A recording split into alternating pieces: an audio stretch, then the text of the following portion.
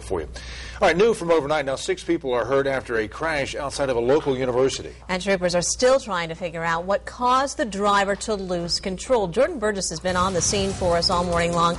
He brings us the latest now in the investigation. It's our top story.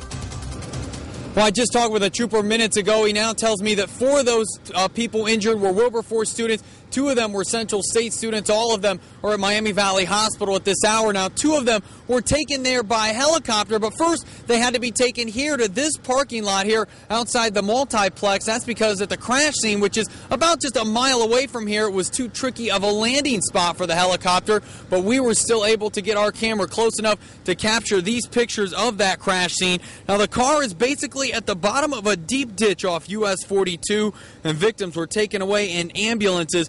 2 of them were then taken by helicopter after they were brought here to that multiplex parking lot, and all of them are expected to survive. Now, troopers tell us they think that the driver swerved to miss an animal in the middle of the road, possibly a raccoon, and she ended up sideways into a pole and dropped straight down into that ditch.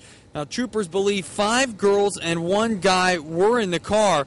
Now, at this point, they think that the victims, right after the crash, some of them were on their cell phones calling friends to the scene moments afterward.